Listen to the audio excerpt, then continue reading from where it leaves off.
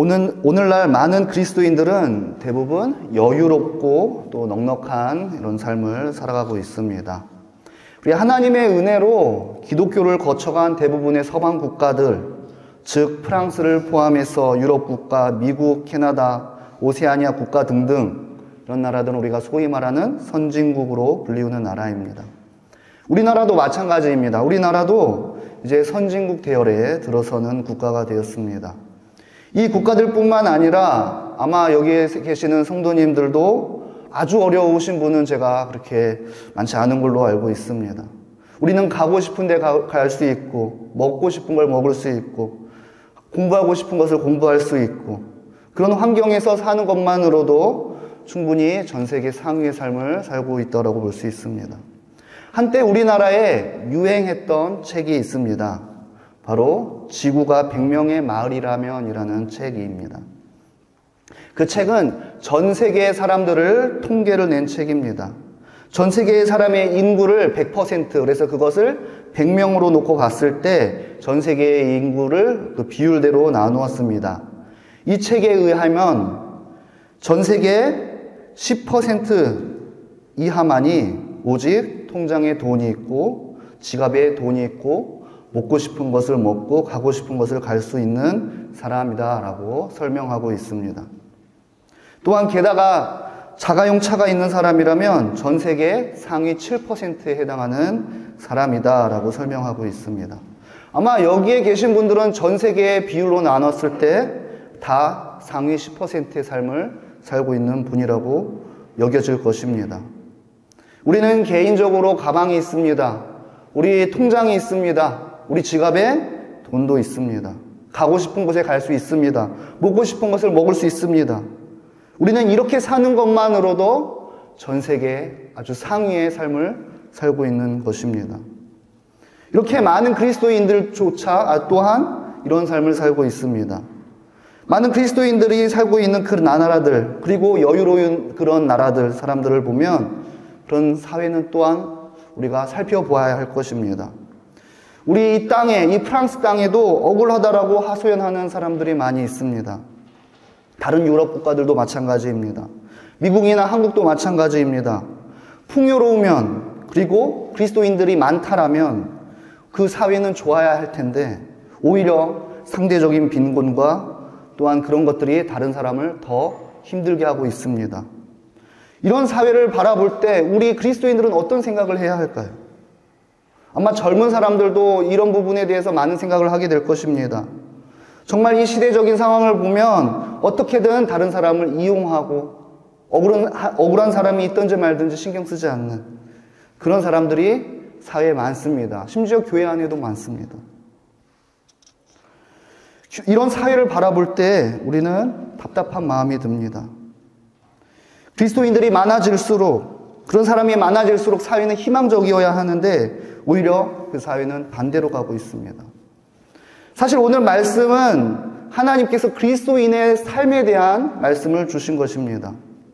우리는 우리의 삶과 우리의 신앙을 분리해서 생각해서는 안 됩니다. 우리가 쉽게 빠질 수 있는 생각 중에 하나가 정말 하나님만 잘 섬기면, 주일날 예배 잘 드리면, 예배만 잘 드리면 우리 그리스도인의 삶을 충분히 사는 것이라 라고 생각할 수 있습니다. 하지만 그것은 매우 잘못된 생각입니다. 그리스도인으로서 살아가면서 정직하게 사는 거 쉽지 않습니다. 정직하게 살면 손해봅니다. 착하게 살면 속된 말로 호구가 됩니다. 그런 세상입니다. 다른 사람을 이용하고 그걸 밟고 올라서야 잘 사는 사람이 되고 잘 사는 나라가 됩니다. 저는 소시오패스에 관한 글을 본 적이 있습니다. 전 인구의 약 4% 정도가 소시오패스라고 합니다. 다른 사람을 잘 이용하고 자신의 이익을 위해서 거짓말도 하는 그런 아무런 가책을 느끼지 않는 그런 사람들이 소시오패스입니다. 자신의 목적을 위해서 살아가는 사람들, 그래서 다른 사람을 이용하는 사람들. 하지만 이 사회를 보면 그런 소시오패스가 되길 권장하는 것처럼 보이기도 합니다. 너의 성공을 위해서 세상에 다른 사람을 속이고 이런 행동쯤은 당연한 것이다. 아니, 오히려 그것이 능력이다. 이렇게 생각하고 이런 사회를 우리는 살아가고 있습니다. 미국 대기업의 CEO 중에 상당수는 이런 소시오패스적인 성향을 가지고 있다라는 인터넷 기사를 본 적도 있습니다. 이렇게 우리는 서로 앞만 바라보며 살아가고 있습니다. 앞만 보며 달려가고 있습니다. 옆에 동료가 넘어지면 우리는 안도의 마음을 갖습니다. 우리는 그리고 그 틈을 타 더 빨리 달리려고 합니다. 넘어진 사람을 한번 세워줄 그런 여유조차 없습니다. 아니, 오히려 그러면 나만 손해입니다. 그리스도인들도 그렇습니다. 그리스도인들이 국가와 사회에 그리고 그렇게 정직해야 그리고 정의로워야 하는데 그렇지 못한 그리스도인들의 삶을 많이 볼 수 있습니다. 안타깝게도 지금 우리뿐만 아니라 구약시대에도 이런 삶을 살아갔던 그 이스라엘 백성들의 모습이 있었습니다. 오늘 말씀은 이사야서의 말씀입니다. 이사야서는 아하스 왕 때, 히스기야 왕 때 그때 활동했던 선지자입니다. 오늘 이사야서 1장 말씀을 보면 이 시기에 이스라엘 백성들은 하나님을 잘 섬기는 것처럼 보입니다. 본문 11절의 말씀을 보면 하나님께서는 무수한 재물과 순양의 번제물, 살찐 짐승의 기름에 배불렀다라고 말씀하고 있습니다. 이스라엘 백성들이 하나님의 축복을 많이 받아서 풍족한 생활을 했던 것으로 보입니다. 그리고 또한 하나님께 제사도 열심히 드렸습니다. 재물도 열심히 바쳤습니다. 그러나 12절, 13절 하나님께서 이렇게 말씀하십니다. 너희가 내 앞에 보이러 오니 누가 이런 걸 너희에게 요구하였느냐? 내 마당만 밟을 뿐이라. 헛된 재물을 가져오지 말라. 분향은 내가 가증히 여기는 바요. 월삭과 안식일과 대회로 모이는 것도 그러하니 성회와 아울러 악을 행하는 것을 내가 견디지 못하겠노라. 하나님께서는 하나님께 제사를 잘 드리고 안식일을 잘 지키고 재물을 잘 드리는 이스라엘 백성들에게 왜 가증스럽다, 왜 이런 걸 가지고 오지 말라라고 하셨나요? 왜 하나님은 하나님을 잘 섬기는 이스라엘 백성들을 가증스럽게 여기셨나요? 16절, 17절 말씀을 제가 봉독합니다. 내 목전에서 너희의 악한 행실을 버리며 행악을 그치고 선행을 배우며 정의를 구하며 학대받는 자를 도와주며 고아를 위하여 신원하며 과부를 위하여 변호하라 하였느니라. 이렇게 하나님께서는 하나님의 이스라엘 백성들에게 말씀하셨던 것입니다. 너희가 하나님 앞에 무수한 재물을 가져오고 정말 많이 모여서 제사를 드리고 그렇게 예배를 하고 그런다 할지라도 나는 그 예배를 가증스럽게 여기겠노라. 23절의 말씀처럼 고위공무원들이 패역하여 도둑과 한패가 되고 뇌물을 사랑하고 고아를 신원하지 아니하고 과부의 송사를 수리하지 아니하는도다. 세상에 보니까 하나님의 백성이라는 사람들이 온갖 부정부패와 소외받고 고통받는 사람들을 돌아보지 아니하고 그리고 예배당에 와서 예배만 잘 드리고 헌금만 잘 드리고 봉사를 잘한다. 하나님께서는 그 예배를 가증스럽게 여기십니다. 당시에 가장 힘없는 사람들은 고아와 과부였습니다. 다른 사람들이 도와주지 않으면 살아갈 수 없는 존재들이었습니다. 요즘에는 참 약자들이 많은 것처럼 보입니다. 요즘은 다 저마다 자기의 권리를 주장하느라 다 자기가 약자라고 그렇게 이야기를 합니다. 요즘 한국도 그렇고 유럽도 그렇습니다. 전부 다 자기가 약자라고 합니다. 진짜 누가 약자인지 헷갈릴 정도입니다. 나는 약자이니까 나를 도와줘야 되고 내가 하는 말을 들어줘야 되고 이렇게 행동하는 부류의 사람들이 많습니다.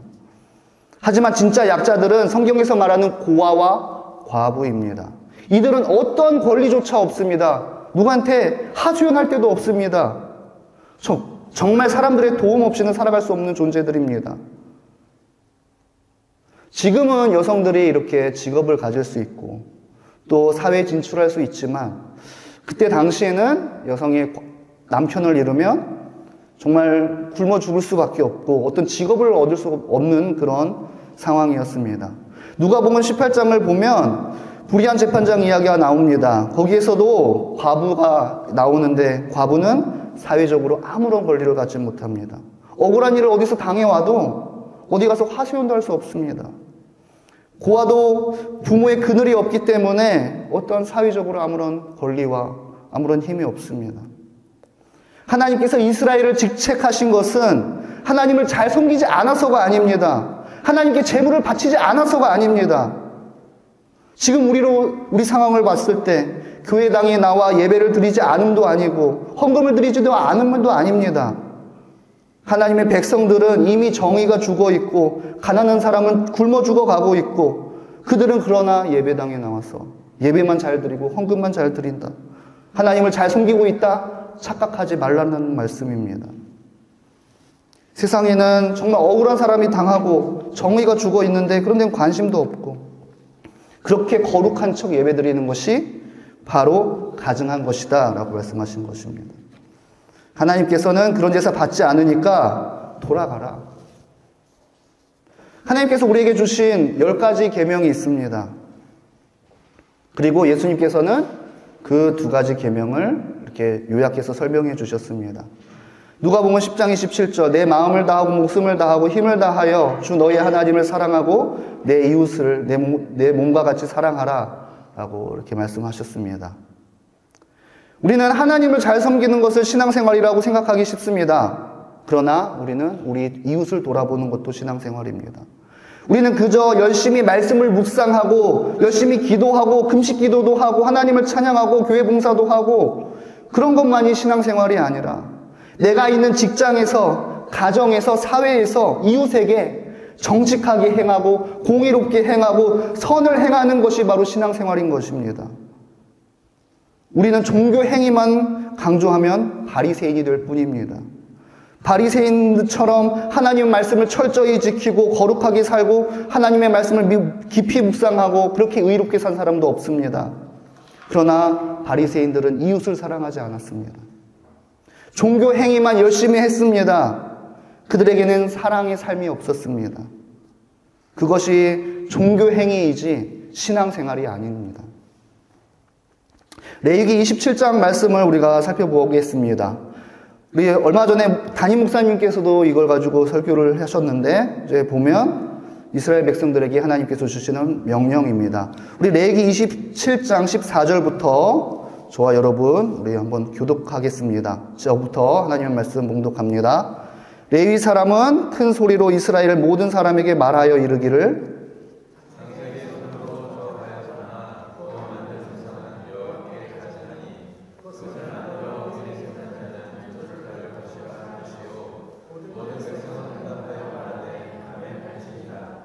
그의 부모를 경홀히 여기는 자는 저주를 받을 것이라 할 것이요 모든 백성은 아멘 할지니라.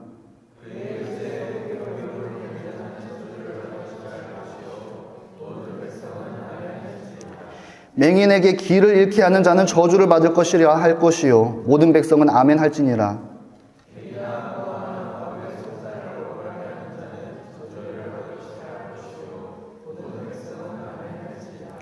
그의 아버지의 아내와 동침하는 자는 그의 아버지의 하체를 드러냈으니 저주를 받을 것이라 할 것이요 모든 백성은 아멘 할지니라.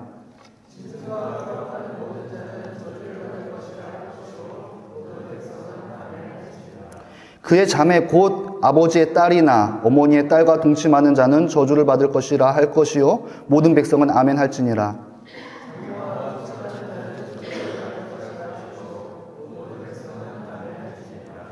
그의 이웃을 암살하는 자는 저주를 받을 것이라 할 것이요 모든 백성은 아멘 할지니라.